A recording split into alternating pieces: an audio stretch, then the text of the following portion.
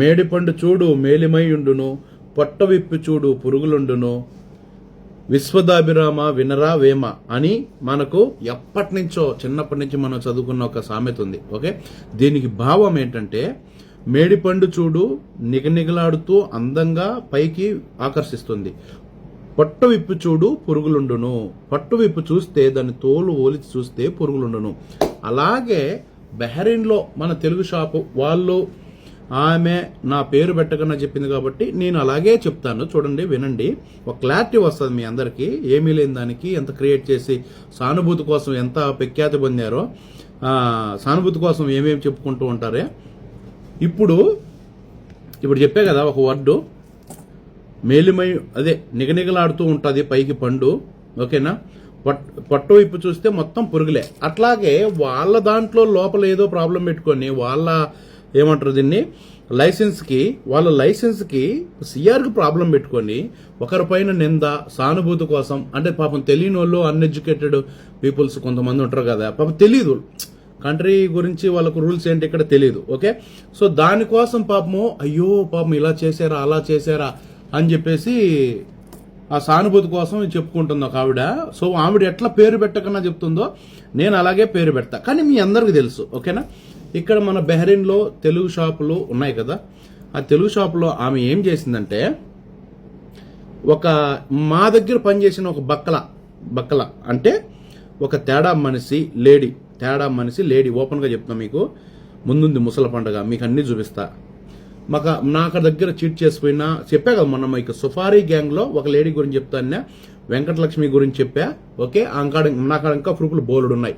ఓకేనా, టైం లేదు నాకు, ఖచ్చితంగా పెడతా. 4 రోజులు లేట్ అయినా 1 by 1 ఖచ్చితంగా పెట్టేస్తా, మీకు చూపిస్తా. అంటే నాకు మటుకు చెప్తున్నాను, నా బిజినెస్కి నాకు ఫరక్ కూడా పడదు నేను చెప్తున్నా. అంటే నాకు ఎటువంటి నష్టమైనా ఎటువంటి ఇదైనా సరే నేను అస్సలు తగ్గేదేలే అంటారు చూసినావా, అటువంటి నేను. ఓకేనా, సో దాంతో మెయిన్ మ్యాటర్ ఏంటంటే నేను కావాలనుకుంటే ఇంటికి పోయినా సరే నడిపిస్తా షాప్, రెడ్డి ప్రసాద్ పేరుతో ఏ కంట్రీలోనే నడిపిస్తా. ఈ నుంచి ఇది కాబట్టి దుబాయ్ పోయి కూర్చుంటా, దుబాయ్లో కూడా ఓపెన్ చేస్తా.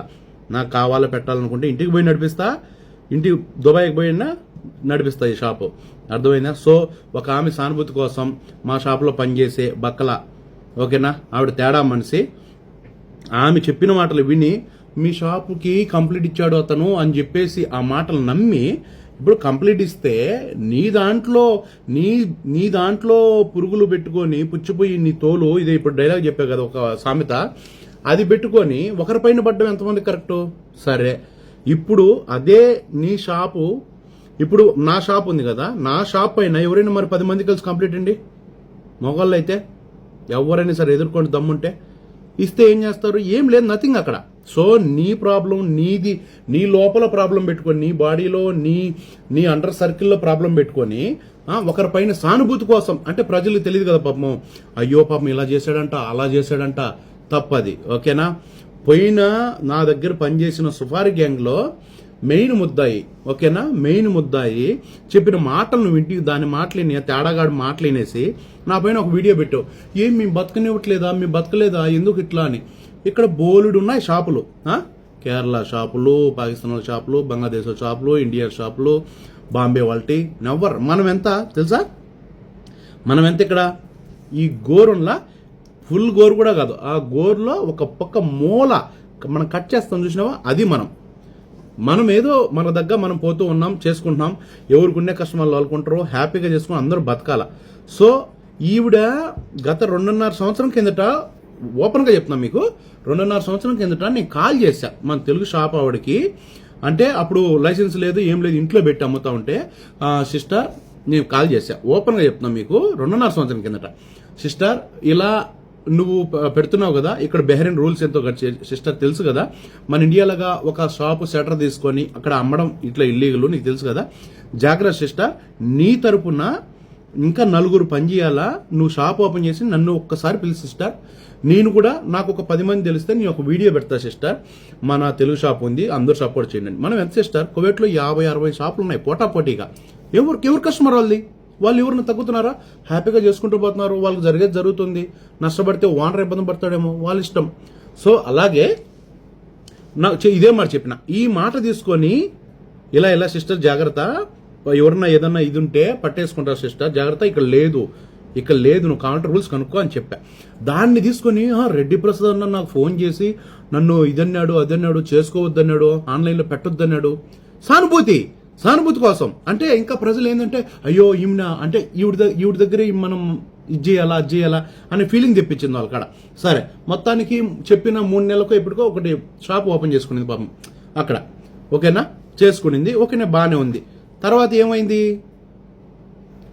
బాగానే ఉంది, బాగా సరుకుపోయింది. నాకు తెలియదు ఆవిడ ఇదే వాడుతున్న డైలాగ్ అందరి కాడ కస్టమర్ల దగ్గర, ఇట్టున్నాడు అట్టున్నాడు. సానుభూతి నో, ఇట్ నాట్ కరెక్ట్. తర్వాత ఇక్కడికి వచ్చారు.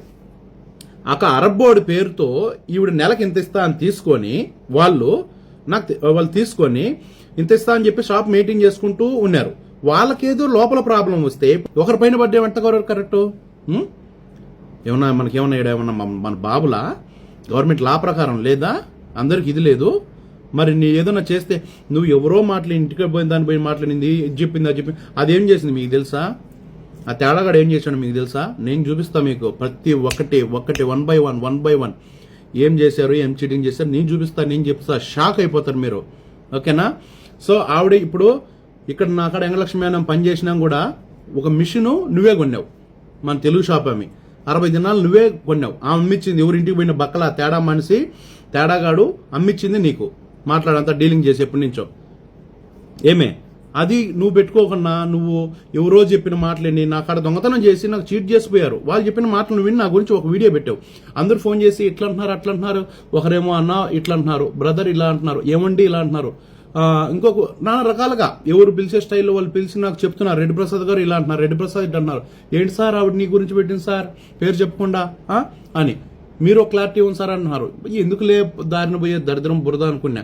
కానీ ఇప్పుడు డీటెయిల్స్ అన్ని లాగితే ఎన్నెన్నో వచ్చాయి. సరేనా? సరే, మీ అవ్వగారు ఊరేందో తెలుసు నాకు. ఓకేనా. ఇప్పుడు ఏ చంద్రరాజుపోడు పేరుతో అతని పేరుతో పెట్టారో, ఓకేనా. ఇప్పుడు ముందున్న అరబ్ బోర్డు పేరుతో నెలకి ఇంత ఇస్తా అని తీసుకొని షాప్ పెట్టారు. అది మరి మీలో ప్రాబ్లం పుచ్చిపోయి పెట్టుకొని ఇప్పుడు ఎలా పేరు మారిపోయింది? నీలో ప్రాబ్లం లేకపోతే ఎలా పేరు మారుతుంది? నాకు ఆన్సర్ కావాలా? మారదు. నీలో ప్రాబ్లం ఉంది, మీలో ఏదో ప్రాబ్లం ఉంది, మీ లైసెన్స్లో ప్రాబ్లం ఉంది, మీరు పెట్టుకొని అతను ఇట్టిచ్చాడు అట్టిచ్చాడు ఎలా ప్రజల పైన పడతారు, సానుభూతి ఎలా పొందుతారు? No, it's not correct. ఇది కూడా పడదు. ఓకేనా. నన్ను గెలకొద్దు దయచేసి చెప్తున్నా. మీ అవ్వగారు ఏదో తెలుసు, అతని ఎక్కడున్నా తెలుసు, హైదరాబాద్లో ఎవరు జాబ్ చేస్తున్నారు తెలుసు, ఒక బిడ్డ ఉన్నాడని తెలుసు. ఓకేనా. మీ ఆయనకి హెల్త్ బాగాలేదని తెలుసు, నీకు 2 కొడుకులని తెలుసు. ఓకేనా. అనవసరంగా రెచ్చకోకు. ఊరు పేరు మీ అమ్మగారు రేపు చెప్తా, నువ్వు ఎక్కడ పెళ్లి చేసుకుని చెప్పగలుగుతా. మీరు కోవిడ్లో ఏం సంసారం చేశారో, ఏం రిలేషన్లో ఉన్నారో, ఎవరు ముందు వచ్చారో, తర్వాత ఎవరు తీసుకున్నారో, ఎలా చేశారో మొత్తం నేను చెప్పగలుగుతా. దయచేసి గెలకొద్దు, గెలికి మరీ బయట పెట్టించుకోవద్దు. ఓకేనా. ఎలా ఉన్నారో హ్యాపీగా ఎవరు వర్క్ వాళ్ళకి జరుగుతుంది. ఓకే, ఇది జరిగింది విషయం. నీకు కాల్ చేసినా మంచిగా చెప్పినా అది నువ్వు ప్రజలకి, మన తెలుగు ప్రజలకి వేరే విధంగా చెప్పుకొని సానుభూతి కోసం వాడుకున్నావు. ఇప్పుడు పట్టుకొని నీ లైసెన్స్ నీ సిఆర్ ఒకరిపైన ముద్ర వేసి అయ్యో పాపం అలాంటి అమాయక ప్రజలు తెలుసుకోవాలి కదా, వాళ్ళకి తెలియదు కదా. పాపం ఇలా చేశారంట తెలుగు షాపుకి. ఎవరు చేస్తారు? ఇప్పుడు నా దేవుని ఏ మొగడైతే ఏ ఆడదైతే రమ్మని చెప్పి తగులుకోవను. ఇప్పుడు ఎలా పేరు మారింది మరి చెప్పు. సో నేనేమంటున్నానంటే ఒక చెప్పుడు మాట్లాడొద్దు, దయచేసి చెప్పుడు మాట్లాడొద్దు అని చెప్తున్నా. అర్థమైందా? చెప్పుడు మాటలంటే మనమే సంకనాగిపోతాము. మీకు మా దగ్గర చేసిన లేడీస్ వాళ్ళ మాటలు నువ్వు రెచ్చిపోయినావు. కరెక్ట్ కాదని నేను చెప్తున్నా. ఓకేనా. నన్ను గెలకొద్దు. ముందు మంది మనం చూసుకున్నాం. ఇప్పుడు ఎలా పేరు మారింది మరి? నువ్వు కరెక్ట్ అయితే మారదు కదా. అరబ్ బోర్డు పేరు మీద నెలకి ఇంత ఇస్తాను తీసుకున్నావు. ఇప్పుడు పేరు మారింది. ఆ పేరు ఎవరిదో తెలుసు 99%, 1% ఎవరో తెలుసు, అందరూ నాకు తెలుసు. సో కామ్గా ఉండు, రెచ్చిపోకు, రెచ్చగొట్టి పబ్లిక్ కూడా సానుభూతి పొందాం అనుకుంటే బొక్కలో పడేది మీరే. ఓకేనా.